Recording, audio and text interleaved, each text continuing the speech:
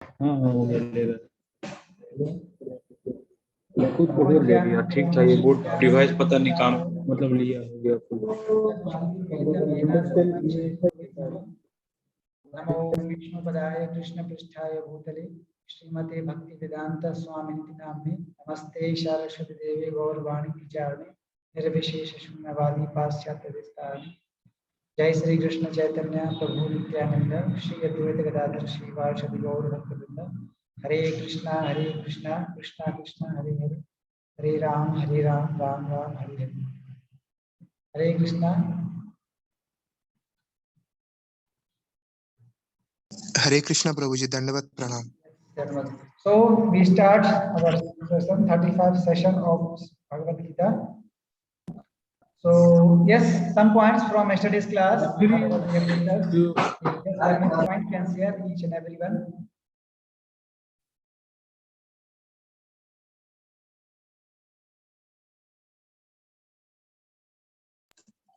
हरे कृष्णा प्रभु जी। Yes,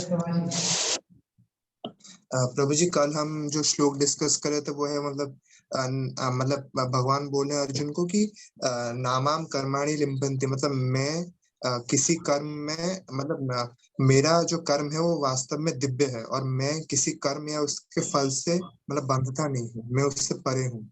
प्रभु जी, आपने मतलब बहुत सारे पॉइंट्स कल बताए थे, जैसे कि भगवान जो है वो आत्माराम है, मतलब सेल्फ सेटिस्फाइड है, और वो स्वराट है मतलब इंडिपेंडेंट है, और वो अभिज्ञ है मतलब he is the Noire of everything.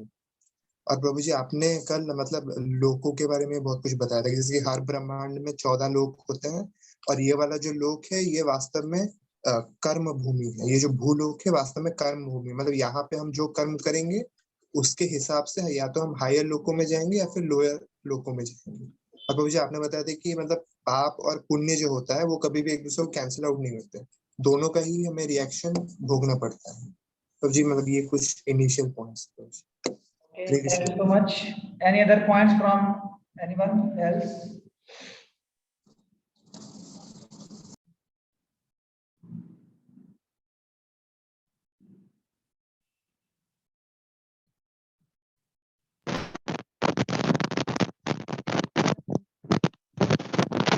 तुम्हारा वॉइस नहीं आ रहा, लेकिन साउंड बहुत ज्यादा हो रहा है।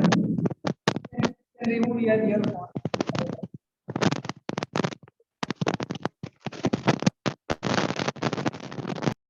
पॉइंट बोलने के बाद फिर आप यूज कर सकते हो ईयरफोन।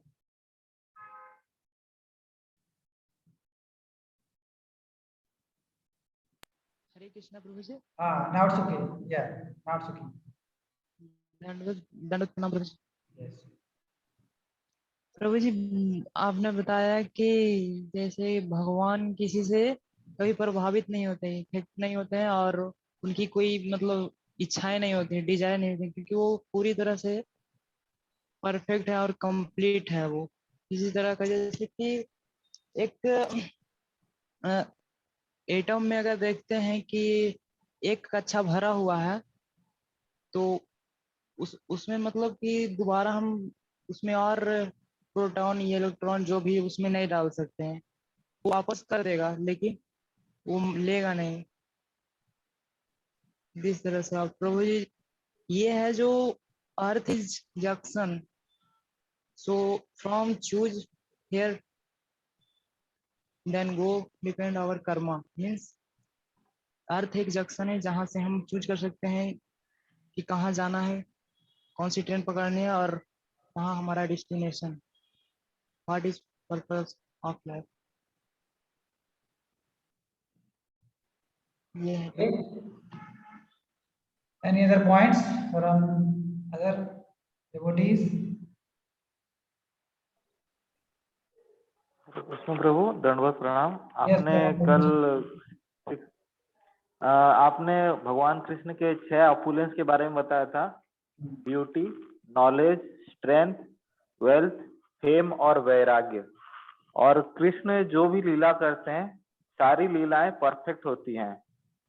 वो बाल्य लीला हो, पति की एक पुरुष की लीला या बंधु की लीला, हर लीला उनका संपूर्ण और परफेक्ट है, इसलिए उनको पूर्ण जो श्लोक याद नहीं आ रहा है मुझे, पूर्णः पूर्णमिदम ऐसा कुछ था, आपने बताया था।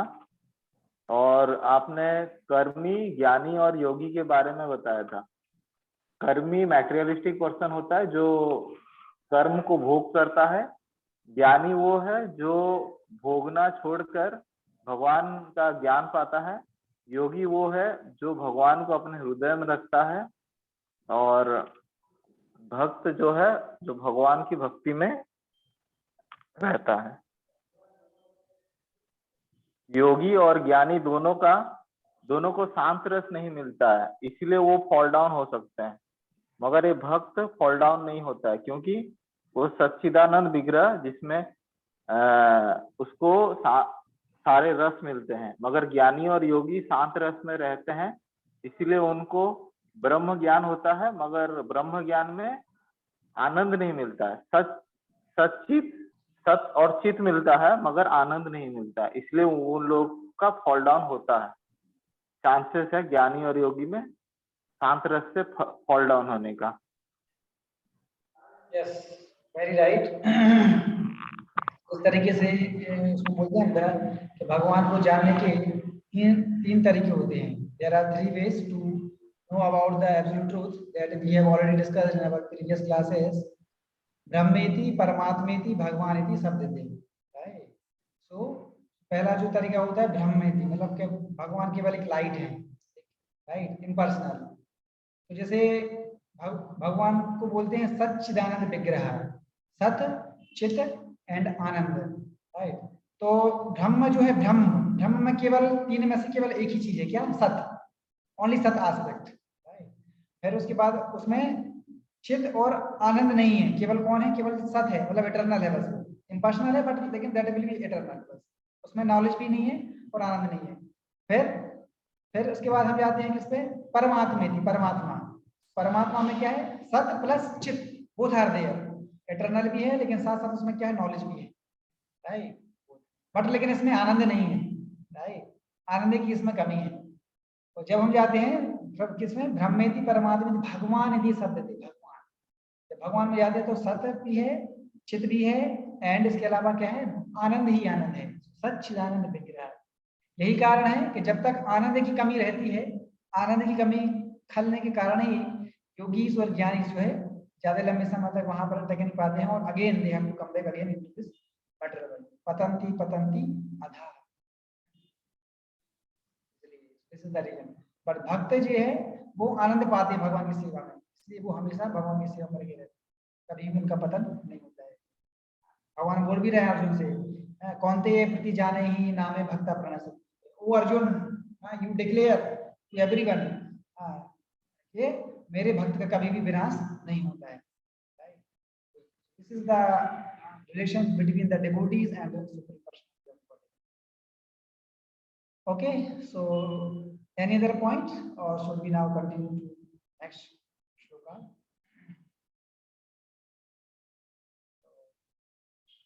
Let me share the screen.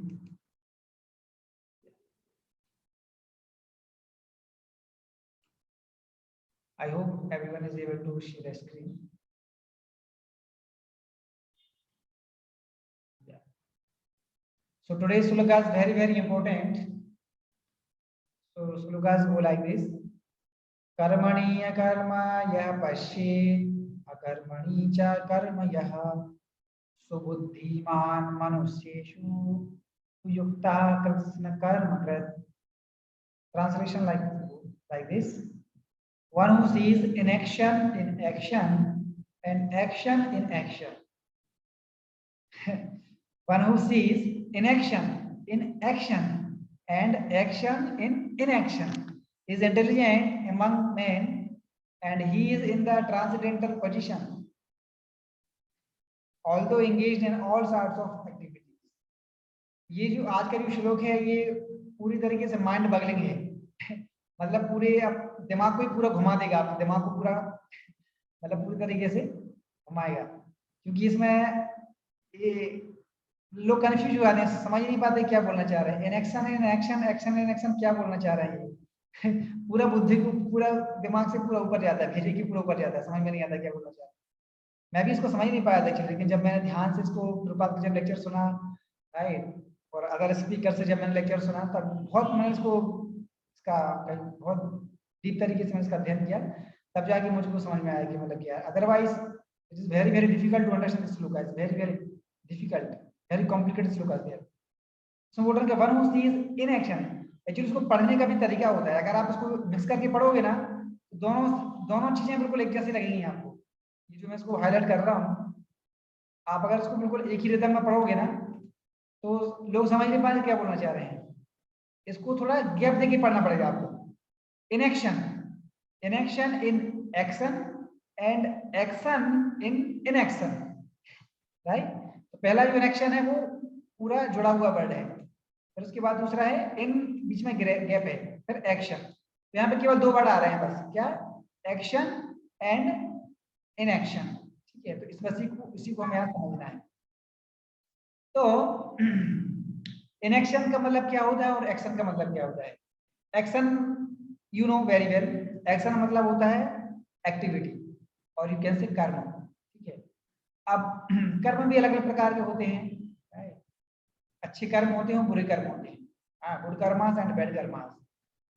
तो अब हमें यहाँ पर ये देखना पड़ेगा कि यहाँ पर कौन से कर्म की बात की जा रही है, क्योंकि 2 चीजें होती हैं किसी भी सेंटेंस के पीछे, किसी भी कथन के पीछे 2 चीजें होती हैं। जैसे कोई भी स्पीकर कुछ बोल रहा है या कोई भी सेंटेंस अगर कहीं पे लिखा हुआ है, तो वहां पर 2 चीजें होती हैं, उसको समझने की 2 चीजें होती हैं। एक होता है टेक्स्ट और एक होता है कॉन्टेक्स्ट, राइट। तो खाली स्टेटमेंट को पढ़कर हम उसका अंदाजा नहीं लगा सकते कि वास्तव में क्या बोलना चाह रहे हैं। उसको हमें कॉन्टेक्स्ट भी देखना पड़ेगा कि किस रेफरेंस में बोला जा रहा है, अंडरस्टैंड। क्योंकि एक ही वर्ड के अलग अलग मीनिंग होते हैं और वो अलग अलग सेंटेंस में अलग अलग मीनिंग उसका होता है, अंडरस्टैंड। खाली एक मीनिंग को लेके हम उस सेंटेंस को नहीं देख सकते, क्योंकि टाइम प्लेस और सर्कमस्टेंस के हिसाब से वर्ड का अलग अलग मीनिंग चेंज होता है, उसको उस पर्टिकुलर सेंटेंस को फिट होता है कि हाँ, यहाँ पर इस वर्ड का ये मीनिंग रखा जाएगा, राइट, इस तरीके से। तो यहाँ पर एक्शन का मतलब यहाँ पर बोला जा रहा है अच्छे कर्म, ठीक है, गुड एक्ट। और इनएक्शन, अब इनएक्शन के भी अलग अलग तरीके से समझ सकते हैं। इनएक्शन की बहुत सारी मीनिंग है। एक तो इनएक्शन का मतलब होता है कि अकर्म, मतलब नो एक्टिविटी, शून्य, जीरो, इनएक्शन। और एक और इनएक्शन का मतलब होता है कि फ्री फ्रॉम रिएक्शन, मतलब ऐसी एक्शन जिसमें जिसको करने से रिएक्शन नहीं लगेगा, मतलब प्रतिक्रिया नहीं होगी, उसको भी बोला जाता है इनएक्शन। तो अब हमें यहाँ पर ये देखना पड़ेगा कि यहाँ पर इनएक्शन में से कौन सा वर्ड यूज किया गया है। मतलब कि जीरो वर्क, मतलब कोई काम नहीं करना है, बस खाली बस बैठे रहो, nothing we have to do, everything is zero, like Buddhist, जैसे बुद्धिज्म जो होते हैं, राइट। तो वो लोग जैसे बोलते हैं कि everything is zero, nothing exist, this matter world is zero, everything is zero, no. और यहाँ पर इनएक्शन का मतलब है कि ऐसा काम जिसका कोई रिएक्शन नहीं लगेगा। क्योंकि इससे पहले एक श्लोक में अर्जुन ने यही प्रश्न पूछा था कृष्ण से, यही प्रश्न पूछ रहे हैं वो कि अर्जुन, कृष्ण, मैं ऐसा क्या काम करूं जिसको करने के बाद मुझे उसको कोई रिएक्शन नहीं लगे, राइट। इसलिए यहाँ पर इनएक्शन का मतलब क्या है कि फ्री फ्रॉम एनी रिएक्शन, यहाँ पर ये है इनएक्शन का मतलब। तो फिर कृष्ण जो है अर्जुन से यही बोलते हैं। कृष्ण ने कभी ये नहीं बोला कि तुम अपना क्षत्रिय धर्म छोड़ दो और संन्यास ले लो, कभी ये नहीं बोला। आप देखिए हमने 3rd चैप्टर डिस्कस किया है, तो वहां पर भी 3.8 में भगवान नहीं बोल रहे हैं नियतः नियतम कुरु कर्मम, नियतम कुरु कर्मम तुम। भगवान बोल रहे हैं कि you have to perform your regular prescribed duties, right. एंड फिर उससे पहले 2nd चैप्टर में भी हमने डिस्कस किया था, 2nd चैप्टर 47 वर्ष में भगवान को बोल रहे थे कर्मण्येवाधिकारस्ते मा फलेषु कदाचन, राइट। वहां पर भी यही बोल रहे हैं ये कर्म करने में ही तुम, you have right to perform your prescribed duties, right. तो बार बार भगवान केवल यही बोल रहे हैं कि do your prescribed duties, don't leave anything, right. तो इसलिए फिर अर्जुन के मन में ये जिज्ञासा आ रही है कि भगवान आप मुझसे मतलब हत्या करना चाहते हो, राइट। आपने तो मधु नामक राक्षस को मारा था, क्योंकि वो तो डीमन था, राक्षस था, इसलिए आपने मारा, और इसलिए आपका नाम मधुसूदन पड़ गया कि वो तो डीमन था, इसलिए आपने उसको मार दिया। लेकिन यहाँ पर तो आप मेरे सगे संबंधी रिलेटिव को मारने के लिए बोल रहे हैं, राइट। तो ये किस प्रकार का धर्म है, तो इसलिए फिर अर्जुन जो थोड़ा संदेह में पड़ जाता है, फिर वो कृष्ण से पूछता है कि भगवान मैं ऐसा कौन सा काम करूं कि जिसके बाद जिसको करने के बाद मुझे उसका कोई रिएक्शन न लगे, I become free from all reaction. ये क्वेश्चन है, इसलिए फिर भगवान यहाँ पर इसका आंसर दे रहे हैं कि what is action and what is inaction. तो इसको हिंदी में भी मैं एक बार पढ़ देता हूँ, क्योंकि बहुत सारे लोग को इंग्लिश समझ में नहीं आता है सही से, तो हिंदी भी मैं इसको खोल के रखा हूँ, तो एक बार इसको हिंदी में पढ़ सकते हैं, उसके बाद फिर मैं इसको इंग्लिश में इसका ट्रांसलेशन करके इसको पढ़ूंगा। So someone can read this translation and purport. First can read translation. Who can read? Yes, anyone can read. जो मनुष्य रघुनाथ प्रभु जी। Your voice is not clear. Jnana Prakash. हरे कृष्णा प्रभु जी।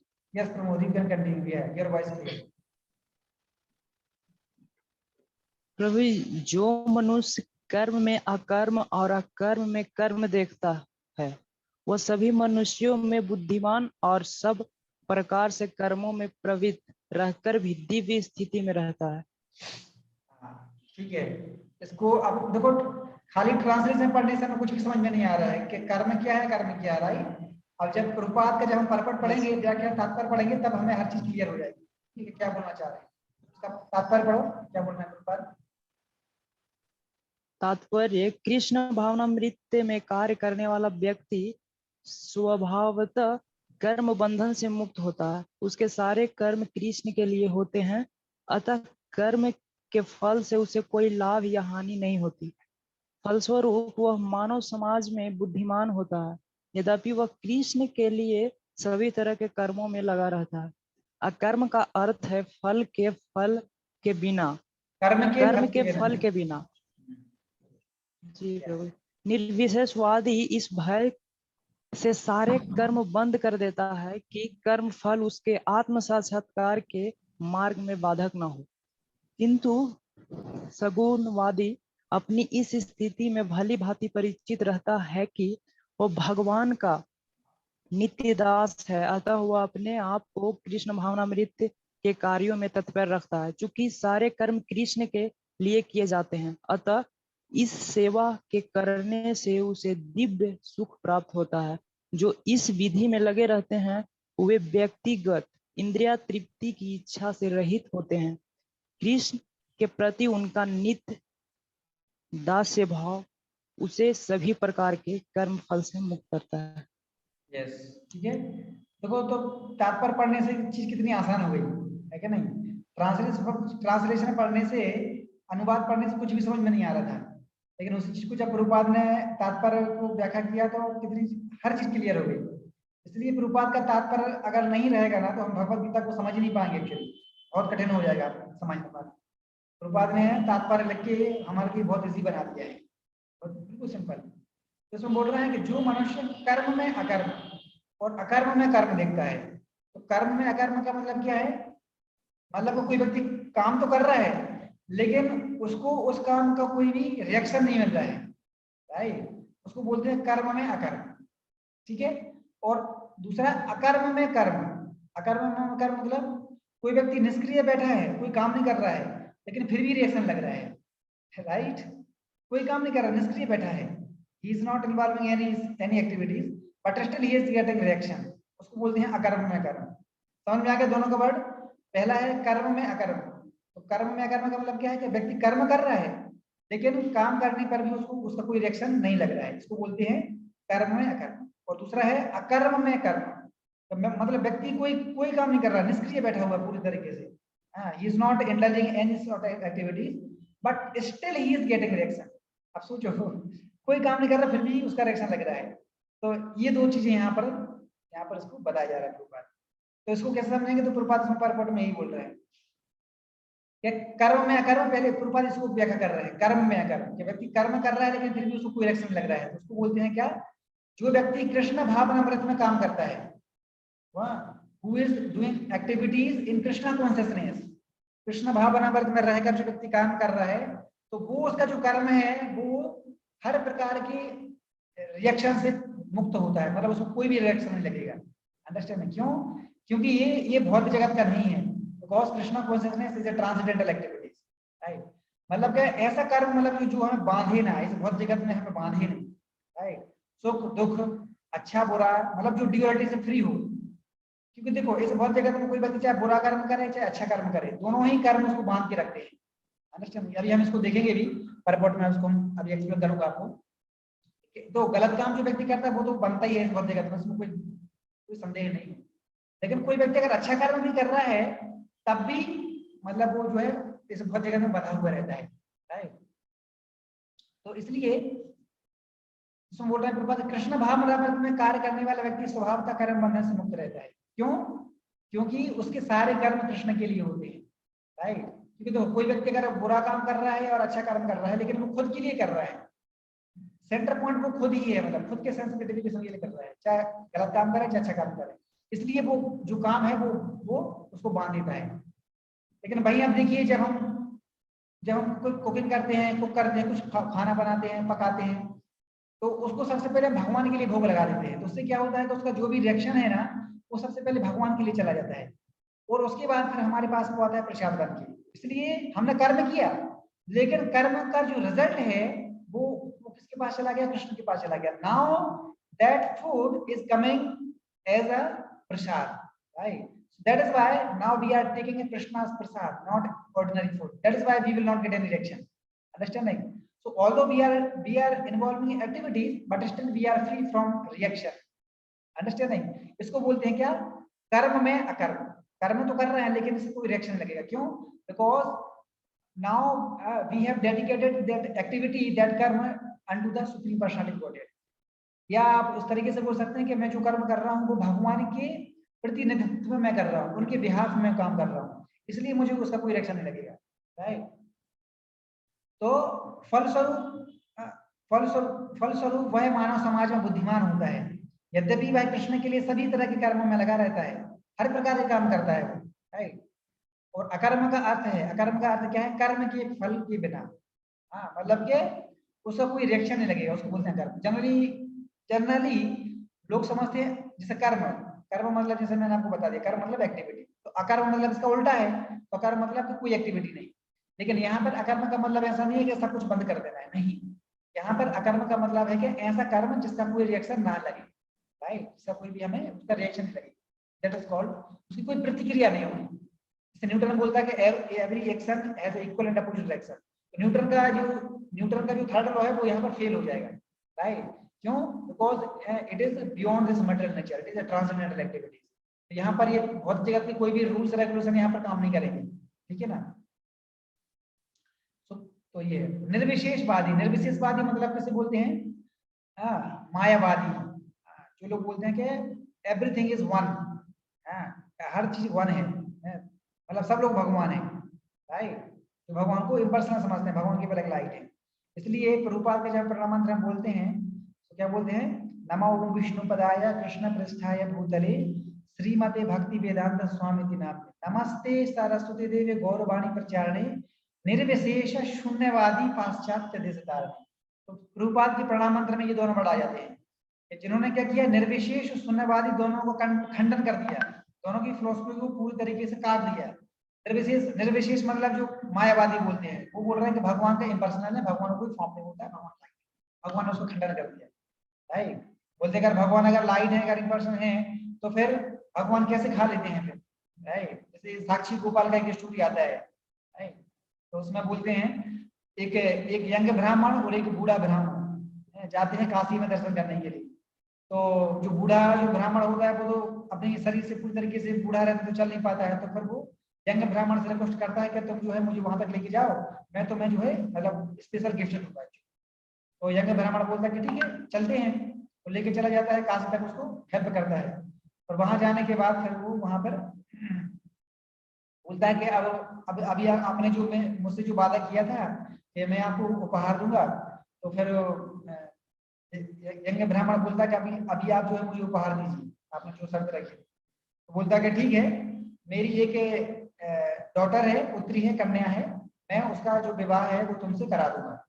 तो फिर वो यज्ञ ब्राह्मण बोलता है कि ठीक है चलेंगे। तो ये जो बात है ये कहाँ बोली थी उसने? साक्षी गोपाल के सामने बोली थी, भगवान के सामने बोली थी। वहां पर वो कोई था नहीं, उनके सामने बोली थी। तो और उसके बाद फिर जो है यज्ञ ब्राह्मण मतलब अपना काम अपने घर चला गया। उसके बाद फिर वो यज्ञ और ओल्ड ब्राह्मण है वो अपने गांव चला गया। तो उसके बाद फिर कुछ दिनों के बाद फिर जो यज्ञ ब्राह्मण है वो जाता है ओल्ड ब्राह्मण के गांव पर और उससे बोलता है कि तुमने जो वादा किया था कि आपकी जो लड़की है उससे शादी करने के लिए, तो उसका क्या हुआ? तो बोलते हैं कि मैंने कौन सी तुमसे वादा किया था, क्या सबूत है तुम्हारे पास? तो अभी जो ओल्ड जो ब्राह्मण है, बूढ़ा ब्राह्मण जो अपनी बात से पलट जाता है। तो अब यंग ब्राह्मण जो है वो डर जाता है, बोले यार यार ये कैसे है? तो बोलता है ओल्ड ब्राह्मण बोलता है कि तुम्हारे पास क्या सबूत है कि मैंने तुम्हें शर्त दिया था, क्या सबूत है तुम्हारे पास बताओ? तो बोलता है कि मेरे पास तो अब कोई सबूत है नहीं। तो लेकिन बोलता है कि हाँ एक सबूत जरूर है। बोलेंगे साक्षी गोपाल मतलब कृष्णा हिमसेन, क्योंकि जहां पर ये बात उसने बोली थी वहां पर कृष्ण हिमसेन थे, मतलब भगवान साक्षी गोपाल थे वहां पर। बोलते कि हाँ एक गवाह है जिनको मैं लेके आऊंगा और मैं प्रूव करूंगा कि हाँ कि तुमने जो है शर्त रखी। तो फिर वो यंग ब्राह्मण जाता है साक्षी गोपाल के पास और वहां से हाथ जोड़ के प्रार्थना करता है कि आप गवाह हैं, आप तो सुन रहे थे ना वहां पे जब उसने बोला था कि हाँ मैं अपनी स्त्री से तुम्हारा विवाह करूंगा, तो आप तो है ना? तो वहां पर फिर वो बोलते हैं कि फिर वो यज्ञ ब्राह्मण जो बोलता है कि बोलता है कि जब आप हाँ मतलब फिर वो बोलते हैं यज्ञ ब्राह्मण बोलता है भगवान से कि लेकिन आपको यहाँ से चलना पड़ेगा, राइट? आपको यहाँ से चलना पड़ेगा और गांव तक वहां पर जाना पड़ेगा। तो फिर भगवान मना कर देते हैं, बोलते कि नहीं नहीं मैं नहीं जा पाऊंगा, मैं कैसे जाऊंगा, राइट? फिर वो यज्ञ ब्राह्मण बोलता क्यों नहीं जा पाओगे? जब आप सुन सकते हो तो फिर देख भी सकते हो, राइट? जब आपके कान है इसका मतलब फिर आपकी आंखें हैं, राइट? आंखें हैं इसका मतलब मुंह भी है आपका, मुंह है तो आपके हाथ भी हैं और हाथ है तो पैर भी हैं, राइट? तो क्यों नहीं चल सकते? फिर चलना पड़ेगा आपको। तो इस तरीके से इसका मतलब क्या है, ये स्टोरी के माध्यम से क्या प्रूफ हो रहा है कि भगवान is not impersonal, he is a personal actually, right? और ये स्टोरी एकदम प्रैक्टिकल है, ऐसा हकीकत में ऐसा वास्तविकता में हुआ था, इसलिए साक्षी गोपाल इसलिए फेमस है, राइट? तो साक्षी गोपाल भगवान को, साक्षी गोपाल उनका नाम बाद में पड़ा था, पहले तो कृष्ण ही नाम था, साक्षी गोपाल बाद में पड़ा था एक्चुअली, क्योंकि वो साक्षी देने के लिए आए थे एक्चुअली, इसलिए उनका अपना नाम पहले गोपाल नाम था एक्चुअली, उनका पहले गोपाल था, लेकिन जब साक्षी देने के लिए आए थे इसलिए उनका नाम हो गया साक्षी गोपाल, राइट? तो गोपाल जो है भगवान फिर वो बोलते हैं, लेकिन उस यंग ब्राह्मण से उन्होंने शर्त रखी कि ठीक है, क्या बोलते उसका कुछ नाम था, वो बोलते कि ठीक है बच्चे मैं चलूंगा, लेकिन मेरी कंडीशन है मैं तुम्हारे पीछे पीछे चलूंगा, ठीक है, लेकिन तुम पीछे मुड़ के मत देखना, अगर तुमने पीछे मुड़ के जहां पर भी तुमने देख लिया तो बस उसके आगे फिर मैं आगे नहीं बढ़ूंगा, बस वहीं पर रुक जाऊंगा और वहीं पर फिर मैं स्थिर हो जाऊंगा और मैं कभी वहां से आगे नहीं जाऊंगा। तो यंग ब्राह्मण बोलता कि ठीक है चलेगा कोई दिक्कत नहीं है। तो यंग ब्राह्मण चलता है आगे आगे और गोपाल चलते हैं पीछे पीछे। तो गोपाल की जो पायल की जो छन छन है वो आवाज छन छन मतलब आवाज आ रही थी, तो ब्राह्मण को लग रहा था कि हाँ ठीक है अच्छा गोपाल जो मेरे पीछे पीछे आ रहे हैं, तो वो क्योंकि पीछे मुड़ के देख नहीं सकते हैं, अगर देख लिया तो गोपाल वहीं रुक जाएंगे, फिर दिक्कत हो जाएगी, फिर इतनी दूर से फिर ब्राह्मण को कैसे लेके आएंगे, राइट? लेकिन कुछ समय दूर चलने के बाद फिर क्या हुआ, गोपाल की जो है छन छन की आवाज बंद हो गई। तो फिर ब्राह्मण को लगा, यज्ञ ब्राह्मण को यार उसको ना सोचा कि लगता है शायद गोपाल पीछे छूट गया क्योंकि उनकी भी आवाज नहीं आ रही है। तो ये भगवान की लीला है, क्योंकि भगवान जो है वहीं पर रुकना चाहते थे, पुरी से थोड़ा दूर पे साक्षी गोपाल का मंदिर है वहीं पे, ठीक है? तो भगवान की लीला थी, तो भगवान ने जो है मतलब इस तरीके से युगमाया से अरेंजमेंट किया कि उनकी पायल की जो आवाज है वो बंद करवा दी। तो ब्राह्मण को लगा कि भगवान रहा है, लगता है शायद पीछे छूट गया, तो उसने मुड़ के देखा, जैसे मुड़ के देखा तो गोपाल तो पीछे ही थे। तो उन्होंने बोला कि रुक क्यों गए हो, चलो, बोले कि याद करो मैंने क्या बोला था, अगर तुमने जहां पर मुड़ के देखा तो मैं जो है अब आगे नहीं बढ़ूंगा। तो फिर गोपाल जो वहीं पे स्थिर हो गए। तो फिर वो बोलता कि फिर एक्चुअली क्या हुआ ना कि एक्चुअली वो काफी दूर तक आके थे और जो ओल्ड ब्राह्मण का जो गांव था वो कुछ ही मीटर दूर ही था उधर। तो फिर बोलता कि ठीक है गोपाल तुम यहीं पर रुको, मैं गाँव वालों को और ब्राह्मण उनके परिवार वालों को लेके आता हूँ। तो फिर वो जो है जाता है और वहां पर बूढ़ा ब्राह्मण उसके सारे परिवार को लेके आता है। वो जब वो यहाँ पर आते हैं तो देखते हैं साक्षात वहां पर गोपाल खड़े हैं साक्षात, और फिर वो बोलते हैं कि आप जो है आप गवाही दीजिए। गोपाल जो है आप बोलता है, यंग ब्राह्मण बोलता है कि आप इनको बोलिए। तो साक्षात वहां पर गोपाल जो है उनको गवाही देते हैं, बोलते हैं कि हाँ तुमने जो है इससे ऐसा बोला था। तब जाके जो है फिर इसके बाद फाइनली तो ओल्ड ब्राह्मण है वो उसकी पुत्री को यंग ब्राह्मण से शादी कराता है। तो इस तरीके से ये स्टोरी से ये पता चलता है कि yes Krishna is not impersonal, Krishna is a perfect supreme personality of godhead. हम बोल भी रहे हैं ना सुप्रीम पर्सनालिटी ऑफ गॉडहेड, मतलब he is a personal, he is not impersonal, right. इस तरीके से भगवान जो है खुद ये प्रूव करने के लिए आते हैं कि yes I am a personal, I am not impersonal. इसलिए प्रभुपाद ने जो है निर्विशेषवादी मायावादी का खंडन किया। और फिर निर्विशेष शून्यवादी पाश्चात्य देश कारण है। शून्यवादी, शून्यवादी मतलब जो लोग बोलते हैं कि हर चीज जीरो है, उनको लग रहा है कि ये शरीर है और शरीर ही हर चीज का मतलब शरीर, ये जो शरीर है हर प्रकार का कष्ट देने वाला है, इसलिए जब शरीर ही नहीं रहेगा तो फिर कष्ट भी नहीं रहेगा। इसलिए उनकी फिलोसफी क्या है कि let their body become zero, मतलब ये शरीर ही जीरो हो जाए, कोई शरीर नहीं होता है, नथिंग, राइट। तो इस तरीके से तो ये पॉसिबल हो ही नहीं सकता है, एक जीरो कैसे हो सकता है, पॉसिबल नहीं है, राइट। तो इसलिए प्रभुपाद ने दोनों को खंडन कर दिया, निर्विशेषवादी और शून्यवादी। पाश्चात्य दिशार्थी, और पाश्चात्य दिशा मतलब पश्चिम जगत, मतलब फॉरेन कंट्री, वहां पर जाके और वहां पर लोगों का उद्धार किया इस तरीके से। तो निर्विशेषवादी इसलिए भाई इसी भाई में रहते हैं एक्चुअली, कह रहे कर्म करेंगे तो उसका रिएक्शन लगेगा, इसलिए वो कर्म फल उसके कर्म फल जो है उसके उनके आत्म साक्षात्कार में बाधा ना बने, इसलिए वो उसको ही मतलब भगवान को बोलते कि नहीं भगवान इम्पर्सनल है, इसलिए वो एक्टिविटी में इन्वॉल्व नहीं होते। किंतु सगुणवादी मतलब जो भगवान को पर्सनल रूप में पूजा करते हैं, भगवान एक पर्सन है, उनको बोलते हैं सगुणवादी।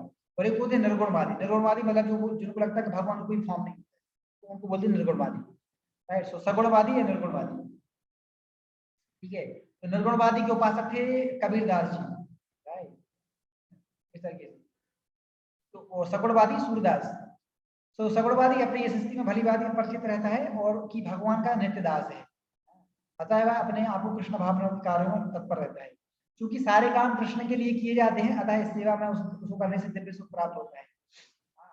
तो जो इस विधि में लगे रहते हैं वो व्यक्तिगत इंद्रिय तृप्ति की इच्छा से रहित होते हैं, क्योंकि वो कृष्ण के लिए काम कर रहा है, and it is transcendental activities which is free from all types of action. Krishna के प्रति उसका नित्य दास भाव ही उसे सभी प्रकार के कर्म फल से मुक्त कर देता है, राइट। ऐसा नहीं है कि मतलब उसने काम करना बंद कर दिया, नहीं, वो सब प्रकार के काम कर रहा है, हर चीज वो कर रहा है, बट लेकिन अभी जो है उसको हर प्रकार के कर्मफल से मुक्त हो गया है। आप खुद देखिए, जो भक्त हॉस्टल में रहते हैं जो बच्चे, और जो स्टूडेंट्स बेस में रहते हैं, बेस मतलब इस्कॉन यूथ हॉस्टल, तो दोनों की एक्टिविटी सेम ही है। तो एक्सटर्नली अगर हम देखेंगे तो ऐसा लगेगा कि यार वो भी खा रहे हैं हम भी खा रहे हैं, तो एक्सटर्नली अगर हम देखेंगे तो ऐसा लगेगा डिफरेंस क्या है, हॉस्टल में जो बच्चे खा रहे हैं वो भी खा रहे हैं, बट लेकिन अगर इंटरनली जाके जब पास में जाके जब पता करोगे तो पता चलेगा नहीं, ये लोग खा रहे हैं इस्कॉन हॉस्टल वाले, लेकिन ये सबसे पहले भगवान को भोग लगाते हैं, राइट। भोग लगाने के बाद खाते हैं तो वो बन जाता है प्रसाद। जब प्रसाद खाते हैं तो अब ये क्या हो गया, हर प्रकार की रिएक्शन से मुक्त हो गया है, so they are not getting any type of reaction, right. मतलब अभी ये भौतिक जगत के बंधन से बनेंगे नहीं, बल्कि और लिबरेट हो जाएगा, राइट। जितना कृष्ण प्रसाद खाएंगे उतना हम भौतिक जगत के बंधन से मुक्त होंगे, और बाहर हम जितना ये रजोगुणी तमोगुणी खाएंगे उतना ज्यादा हम बंधन में फंसते चले जाएंगे, राइट। ये होता है। तो एक्टिविटी हमने रोकी नहीं है, एक्टिविटी हम कर रहे हैं, we are doing all type activity, but now they are in relationship with Krishna, right. पहले भी हम गाना गाते थे, अभी भी हम गाना गा रहे हैं, बट अभी हम गाना गा रहे हैं कृष्ण के लिए, now that is spiritualised, right. पहले भी नाचते थे, शादियों में नाचते थे, अभी भी हम नाचते हैं, लेकिन अभी पहले शादी में नाचते थे खुद के एंजॉयमेंट के लिए, खुद को अच्छा लगता था, लेकिन अभी हम नाच रहे हैं भगवान की प्लेजर के लिए। तो activity is same, but depend कर रहा है कि फॉर व्हाट, किसके लिए किया जा रहा है। एक्चुअली यहाँ पर किया जा रहा है हर एक चीज भगवान के लिए किया जा रहा है, राइट। इस प्रकार से पहले भी हम दर्शन करते थे, राइट, आंखों से दर्शन करते थे, पहले माया के दर्शन करते थे, right, like all types of deity pictures, movies, all these things पहले भी हम देखते थे, अभी भी हम देख रहे हैं, लेकिन अभी हम क्या देखते हैं, कृष्ण का ग्लोरिफिकेशन, कृष्ण की मूवियां, right, how Krishna supreme personality God, कैसे भगवान ने डीमंस को मारा, राइट, भगवान के दर्शन करना, विग्रह के दर्शन करना, भगवान के दर्शन, विग्रह दर्शन करना, तो पहले भी देखते थे, अभी भी देख रहे हैं, बट लेकिन अभी क्या है, कृष्ण के दर्शन करते हैं। तो इसलिए मतलब पहले भी सुनते थे, अभी भी सुन रहे हैं, लेकिन अभी कृष्ण के भजन सुन रहे हैं। तो जितने भी इंद्रिय हैं हमारी, आंख, कान, नाक, जीभ, त्वचा, हर चीज इंगिज कर रहे हैं, बट लेकिन अभी क्या है, वो ट्रांसेंडेंटल एक्टिविटी में हो रही है, इसलिए वो चीज क्या है, स्पिरिचुअलाइज हो रही है, और वो हमें इस भौतिक जगत के बंधन से मुक्त कर देता है। इसको बोलते हैं कर्म में अकर्म। कर्म कर रहे हैं लेकिन उसके प्रति कोई भी रिएक्शन नहीं होता है। और दूसरा होता है अकर्म में कर्म करना। अकर्म में कर्म करने का मतलब क्या है, व्यक्ति निष्क्रिय बैठा हुआ है, मतलब कोई एक्टिविटी में इन्वॉल्व नहीं हो रहा है, लेकिन फिर भी उसको रिएक्शन लग रहा है। कैसे? इसमें भगवद गीता के 3rd चैप्टर 6 वर्ष हम ऑलरेडी डिस्कस कर चुके हैं। उसमें कृष्ण बोल रहे हैं कि कर्मेंद्रियाणि संयम्य यह आस्ते मनसा स्मरण इंद्रियार्थ विगुणात्मा, इंद्रियार्थ विगुणात्मा। तो उसमें बोल रहे हैं कि कर्मेंद्रियाणि संयम्य यह आस्ते मनसा स्मरण। क्या कोई व्यक्ति जिसने सेंस की एक्टिविटी को तो रोक दिया है, मतलब उसकी सेंसेस की एक्टिविटी को रोक दिया है, बट लेकिन सेंस ऑब्जेक्ट के प्रति उसका जो अट्रैक्शन है वो मन में सोच रहा है। अंडरस्टैंड नहीं, मन ही मन तो सोच रहा है। सपोज जैसे कोई पिता है अपने बच्चों को बोलता नहीं तुम्हें मूवी देखने नहीं जाना है, राइट, चॉकलेट नहीं खाना है, तो बाहर से मना कर दिया है। तो अब जो बच्चा है वो अब नहीं खा रहा है, मूवी देखने नहीं जा रहा है, चॉकलेट भी नहीं खा रहा है, राइट। खेलने से मना कर दिया, तुम्हें खेलना भी नहीं है, बड़ा पढ़ाई करो, ठीक है, मना कर दिया। तो बाहर से तो बच्चा स्टॉप कर दिया एक्टिविटी को, लेकिन मन ही मन सोच रहा है यार पिताजी ने मुझे मूवी देखने से मना कर दिया, खेलने से मना कर दिया, चॉकलेट मना कर दिया, राइट। तो उसका मतलब क्या है कि खेलने के प्रति इंटरेस्ट है, लेकिन अभी क्या वो चाह के खेल नहीं पा रहा, लेकिन मन ही मन सोच रहा है। उसका मतलब क्या है, दैट लीड्स टू, उसको बांध के रखेगा, क्योंकि मन में सोच रहा है ना, मन में तो इच्छा नहीं गई है ना, राइट। भाई जैसे सपोज जो लोग चोरी करते हैं, जो लोग रेप केसेस करते हैं, जो मर्डर करते हैं, राइट, तो वो क्या है कि सरकार उनको पनिशमेंट देती है, तो बाहर से तो उनको सजा दी जा रही है, लेकिन उससे क्या हो रहा है, उनकी हृदय की जो इच्छा है ना, काम वासना है, वो नहीं जा रही है। और यही कारण है कि बार बार वो इतना सब जेल में जाने के बाद भी, इतना सब मारपीट होने के बाद भी वो अगेन अगेन सेम क्राइम करते हैं। क्यों? क्योंकि इस चीज से उनके हृदय की जो डिजायर है ना, दैट डिजायर एक्चुअली जो काम वासना है वो नहीं जा रही है, राइट। इसलिए व्यक्ति अगर अकर्म है, मतलब कोई काम नहीं कर रहा, लेकिन फिर भी उसकी अंदर इच्छा है जिससे वो व्यक्ति बार बार फिर उसको ना चाह के भी काम में लग जाता है। इसलिए हम 3rd चैप्टर में डिस्कस भी किए थे, अर्जुन पर कृष्ण से पूछ रहे हैं कि कृष्ण अथ केन प्रयुक्तम पापम चरति पुरुषा, ऐसा कौन सा काम है जो मुझे, मेरी इच्छा नहीं है गलत काम करने की, लेकिन फिर भी ऐसी कौन सी शक्ति है, ऐसा कौन सा फोर्स है जो मुझे ना चाह के भी जबरदस्ती मुझे काम करने पर मजबूर कर रही है। तो कृष्ण क्या बोलते हैं, काम ऐसा, क्रोध ऐसा, रजोगुण समुद्भवा है Arjun, this is a lust, this is lust, this is काम वासना है व्हिच अराइजेस ड्यू टू रजोगुण, like lusty desire, understanding, desire के कारण ये लस्ट है, लस्ट ही है जो तुम्हें जानबूझ के उस गलत काम करने पर मजबूर कर दिया जा रहा है। अंडरस्टैंडिंग ये है एक्चुअली, इसको बोलते हैं अकर्म में कर्म करना, है ना। निष्क्रिय है लेकिन मन ही मन सोचता रहता है, ध्याय तो विषयान पुंसा संगस्तेषु उपजाये, अंडरस्टैंडिंग, कंटेम्पलेशन करता रहता है, कंटेम्पलेशन करता है। तो जब तुम कंटेम्पलेशन करोगे किसी सेंस ऑब्जेक्ट पे तो क्या होगा, धीरे धीरे वो एक्टिविटी में आ जाएगा। This is that. इसलिए आप देखिए एक्सटर्नली आपको लगेगा कि दुर्योधन भी काम कर रहे हैं, मतलब वो भी फाइटिंग कर रहा है, और अर्जुन भी फाइट कर रहे हैं, अंडरस्टैंडिंग। तो दोनों में कोई अंतर नहीं है, अंडरस्टैंडिंग, समझे बात।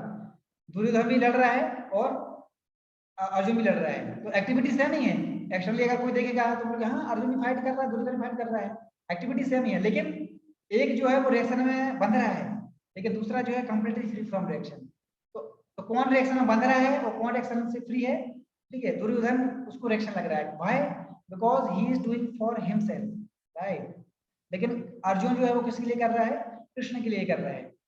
पहले तो क्या हुआ था, अर्जुन ने मना ही कर दिया था, मैं नहीं लड़ूंगा, राइट, मैं नहीं लड़ूंगा, मेरे रिलेटिव है, राइट, द्रोणाचार्य उन्होंने मुझे शिक्षा दिया है, मैं कैसे लड़ूंगा, he is my Guru, understand, मना कर दिया पहले।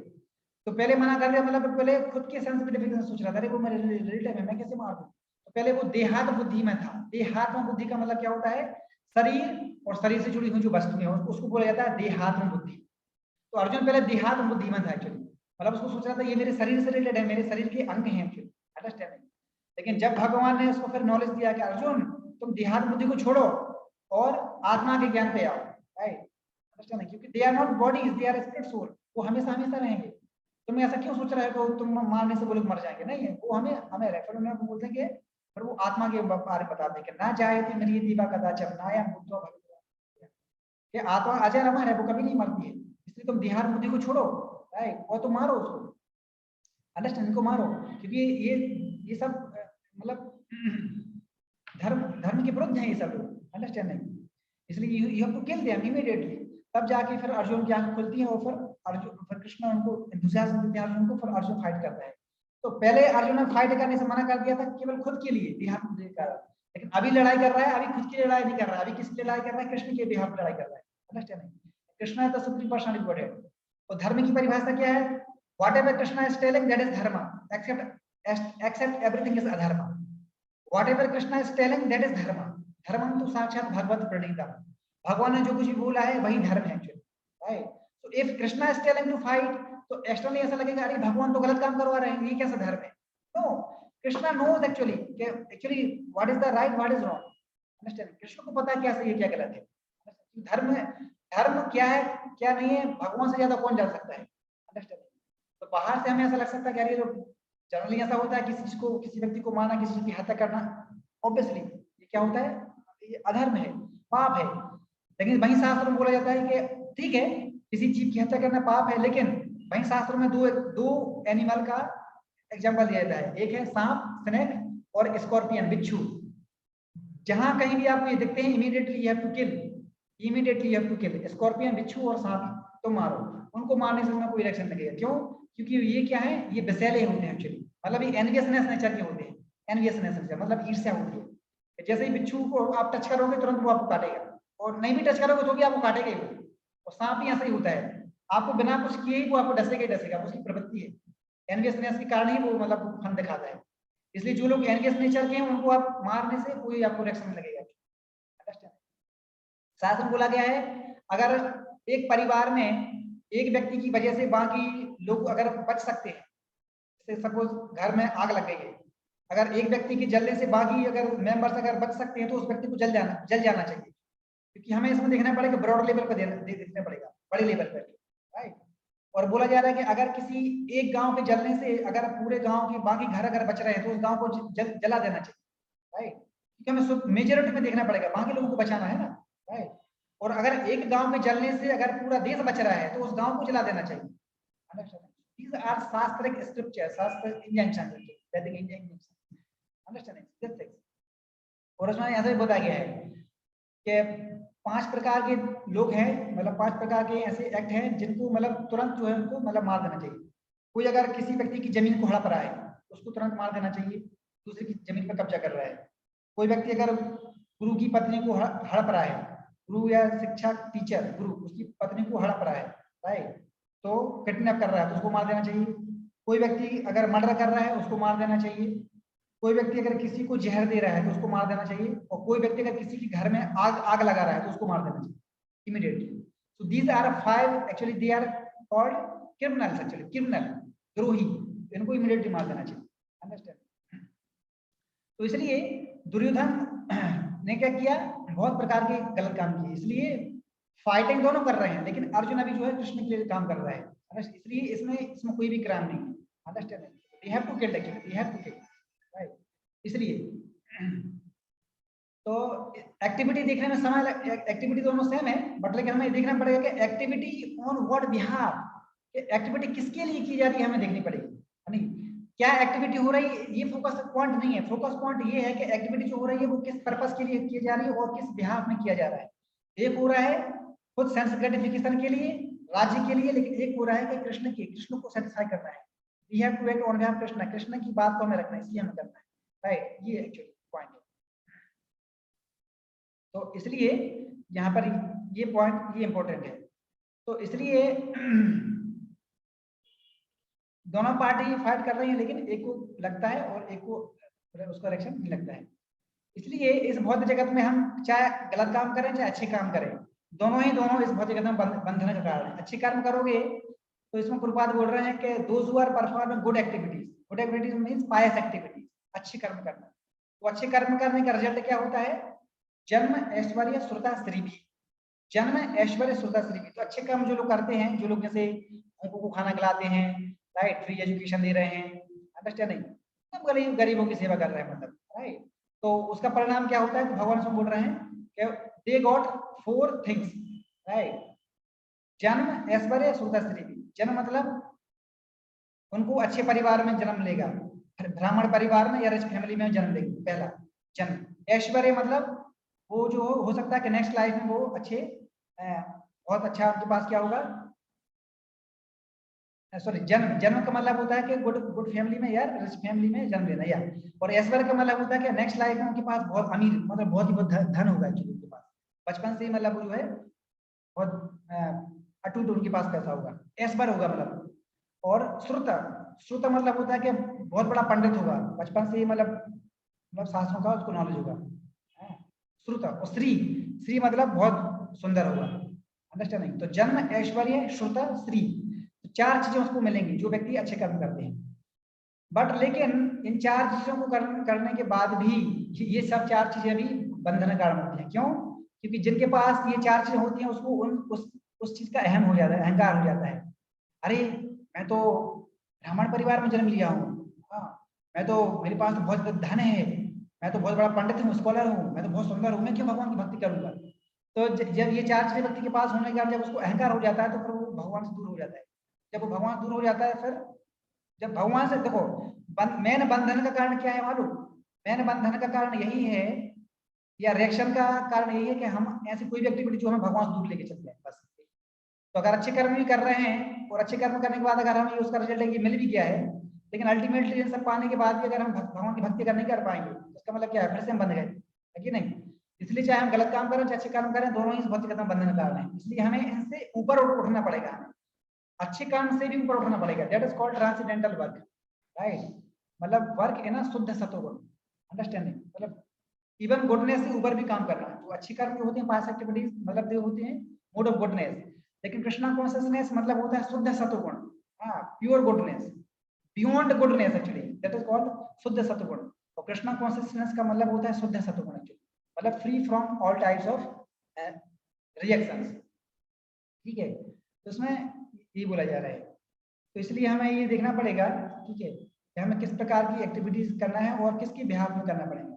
क्योंकि देखो अल्टीमेटली अगर अच्छे काम भी करोगे तब भी आप जन्म मृत्यु जरा व्याधि, मतलब बर्थ, ओल्ड एज, डिजीज और डेथ, इनसे भी नहीं बचने वाला है। तो इसमें बोल रहे हैं कि आ ब्रह्म भुवनान लोका पुनर्आवर्तिनो अर्जुन, के अगर अच्छे काम कर रहे हो तो हो सकता है कि अच्छे काम करने से तुम ब्रह्म लोक तक भी पहुंच जाओगे, even you can become Brahma also, understanding, by performing अश्वमेध यज्ञ, right? You can become Brahma also, right? लेकिन फायदा क्या है? ब्रह्मा भी बन जाओगे तो ब्रह्मा भी कौन है? अल्टीमेटली इस भौतिक जगत के ही है ना। इसका मतलब वो भी बर्थ, ओल्ड एज, डिजीज जैसे भी उसकी चक्कर में है, मतलब वो भी फ्री फ्रॉम नहीं है। तो फायदा क्या है? तो इसका मतलब पुण्य कर्म भी जो है वो बंधन कारण ही है। ब्रह्मा भी बन जाओगे तब भी आपको अगेन फिर से इसी प्लानेट पे आना पड़ेगा, अच्छा नहीं, जन्म मृत्यु जरा व्याधि, तो फायदा क्या है, राइट? इसलिए इसमें बोला जा रहा है क्या, ऐसा काम करोगे जो हमें इस बंधन कारण से मुक्त हो जाए। यत गत्वाना नवर्तन्ते तद धामम परमम, ऐसा काम करोगे एक बार मेरे धाम के वापस आने के बाद फिर आपको इस जन्म मृत्यु जरा व्याधि दोबारा आपको नहीं आना पड़ेगा, आपको किसी गर्भ में, माता के गर्भ में आपको जन्म नहीं लेना पड़ेगा, right? That activity is called Krishna consciousness transcendental activity, मतलब activity on behalf of Krishna, right? इस तरीके से। तो ये इसमें भगवान से बोल रहे हैं। So this work, good work और बैड वर्क, है, these all are material work and these are not permanent, these are temporary, understanding, doesn't matter। ये हो सकता है कि 100 years हो या 10 साल करो, 20 साल करो, 100 साल तक करो, अल्टीमेटली लेकिन है तो टेम्पररी ना।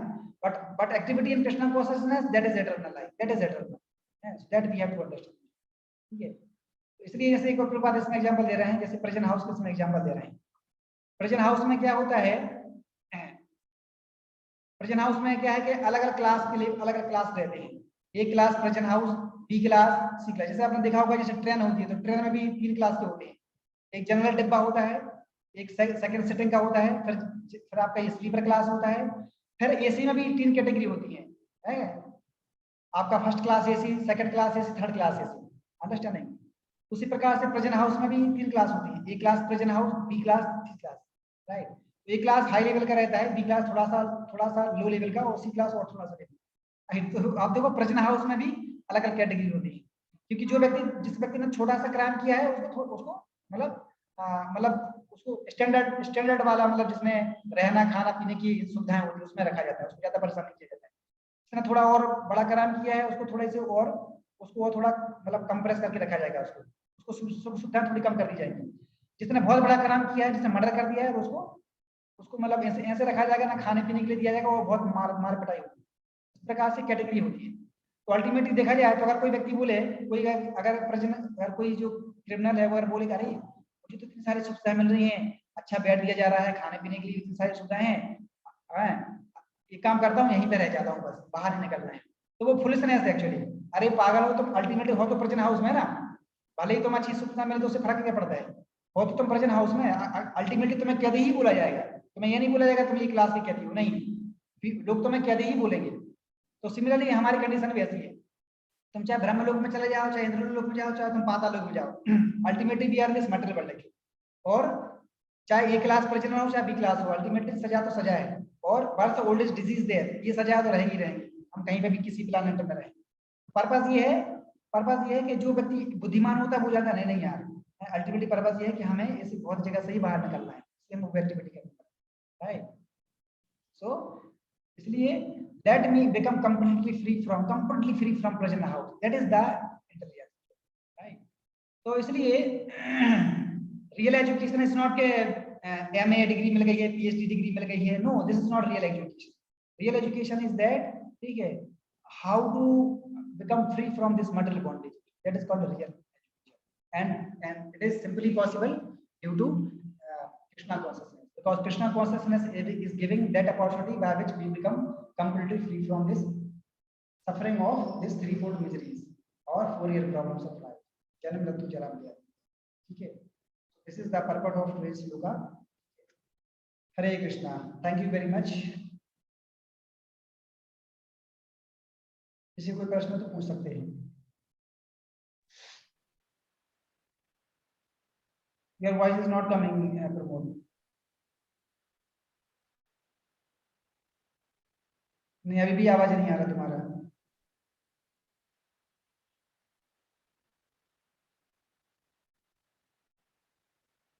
ना,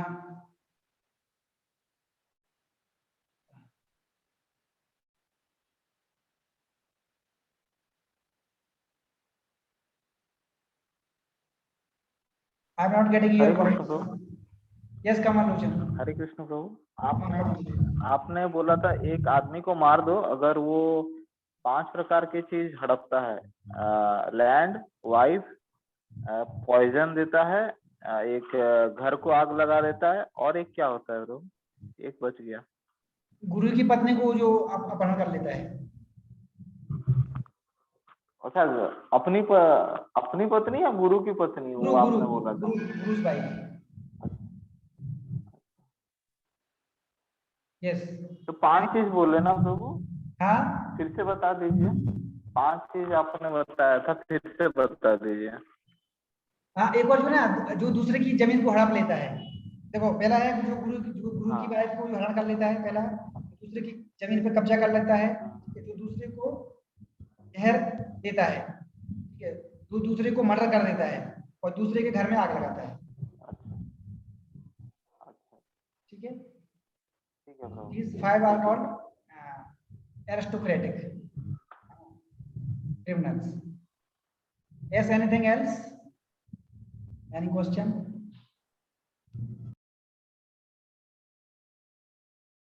डाउट हो रहा है, एक डाउट हो रहा है, जो आपने बताया था, जो आपने अकर्म बताया था, जिसमें कृष्णा कॉन्शियस में हम लोग काम करते हैं और हमें वो उसका कर्मफल नहीं लगता है।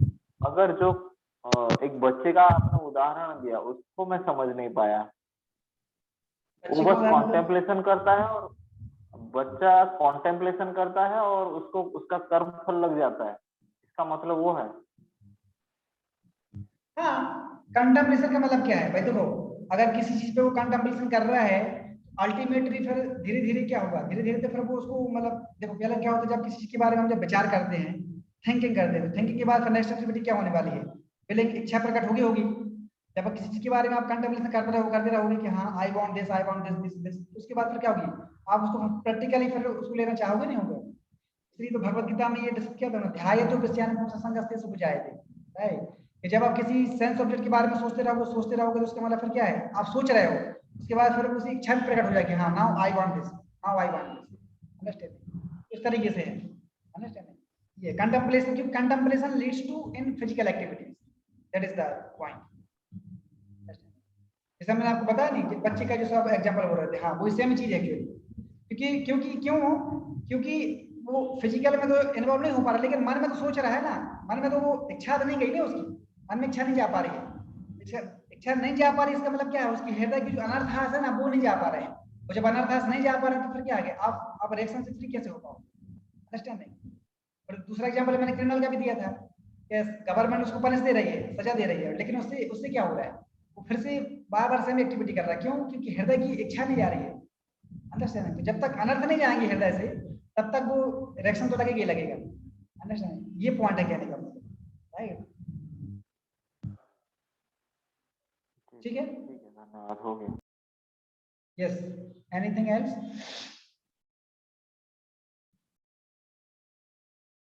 Okay, thank you very much all of you.